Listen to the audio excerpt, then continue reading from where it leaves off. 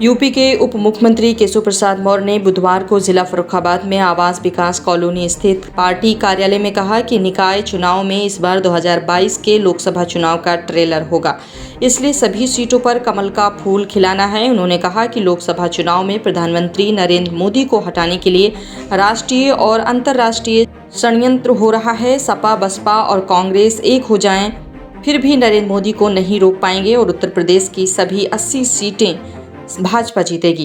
पिछले 7 वर्ष से आपके जनपद में उत्तर प्रदेश में खाली पद है अधिकारियों और कर्मचारियों काफी पैमाने पर पद रिक्त है, भर्ती नहीं हो रही, कब कराएंगे? बहुत हो रही है, भर्ती के आंकड़े नहीं मालूम।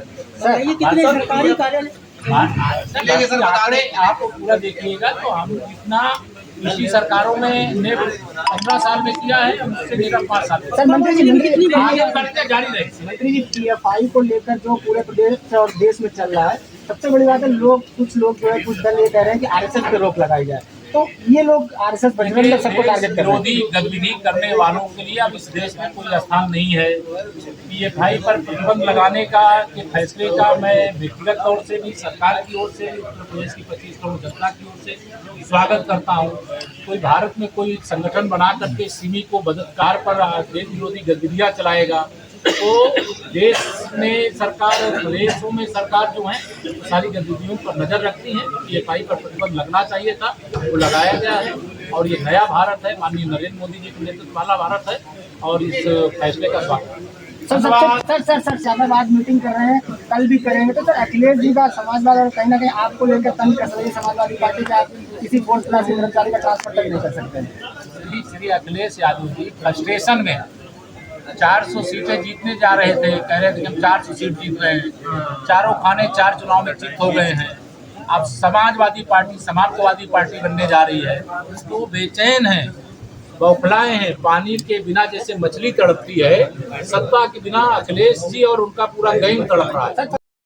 और 17 सितंबर से लेकर के और राष्ट्रपिता महात्मा गांधी जी की जो गांधी जयंती 2 अक्टूबर तक सेवा पखवाड़ा का जो अभियान कार्यक्रम चल रहा है, उसकी भी पार्टी के द्वारा जो कार्य किया गया उसकी भी जानकारी ली। फिर जो हमारे माननीय जनप्रतिनिधिगण हैं उनके साथ बैठक किया और बैठक करके उसमें फीडबैक लिया। उसके बाद नगर क्षेत्र में कुछ स्थानों पे जाना हुआ और जिले के अधिकारियों के साथ अभी विस्तार से समीक्षा बैठक की और इस समीक्षा बैठक का एक ही उद्देश्य था कि जो देश में माननीय नरेंद्र मोदी जी के नेतृत्व में सरकार है, प्रदेश में आदरणीय योगी आदित्यनाथ जी के नेतृत्व में सरकार है, दोनों सरकारों का एक ही लक्ष्य है कि हम दुनिया में देश को नंबर 1 बनाना चाहते हैं और देश में उत्तर प्रदेश को नंबर 1 बनाना चाहते हैं। और इसके लिए विशेष तौर से गरीब कल्याण की जो योजनाएं हैं, जो किसान कल्याण की योजनाएं हैं, जो माताओं की बहनों की सशक्तिकरण की योजनाएं हैं, उनको निचले स्तर तक पारदर्शी तरीके से कैसे पहुंचाया जाए, स्वास्थ्य की सुविधाएं लोगों को आयुष्मान भारत कार्ड के अंतर्गत कैसे उपलब्ध हों, कैसे प्रधानमंत्री गरीब कल्याण अन्न योजना के अंतर्गत वितरित होने वाला जो राशन है, जो पात्र लोग हैं उनको ईमानदारी से उपलब्ध होता रहे, किस प्रकार से आने वाली पीढ़ियों के लिए जो माननीय प्रधानमंत्री जी ने आज़ादी के अमृत काल में अमृत सरोवर निर्माण का एक कार्यक्रम दिया है, उसमें भी जनपद में अमृत सरोवर निर्माण की दिशा में उल्लेखनीय बहुत सराहनीय कार्य किया गया है और उसके लिए कहा भी गया है कि बहुत जगह अभी ऐसे सरोवर हैं। अभी हम आने वाले समय में हर गांव के अंदर 2 सरोवर विकसित करने का काम करेंगे जो पहले से हैं, उनकी जो लैंड एरिया है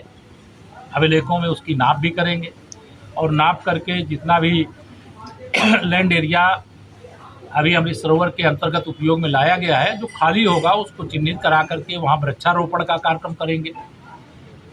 जहाँ जो अमृत सरोवर आज तीर्थ स्थल की तरह विकसित हो गए हैं वहाँ सामुदायिक शौचालय का भी निर्माण करेंगे, खेलकूद की भी वहाँ व्यवस्था, इसका भी प्रयास कर रहे हैं कि अच्छे तरीके से आगे बढ़े।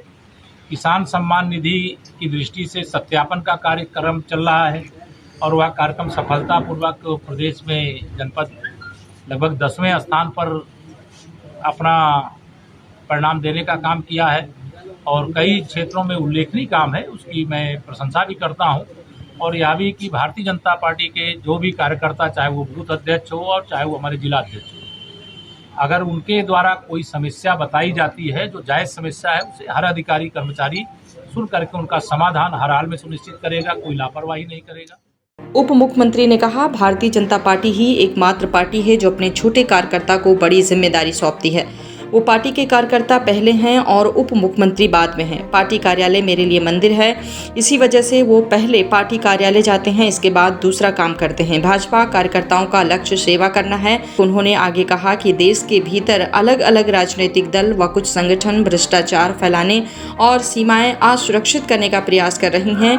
PFI व उससे जुड़े संगठन इसका उदाहरण है। इसके तार पाकिस्तान में बैठे आतंकवादियों से जुड़े थे। इन संगठनों पर केंद्र सरकार ने प्रतिबंध लगाया है, वो इसका स्वागत करते हैं। प्रधानमंत्री नरेंद्र मोदी ने 8 साल के कार्यकाल में एक भी छुट्टी नहीं ली।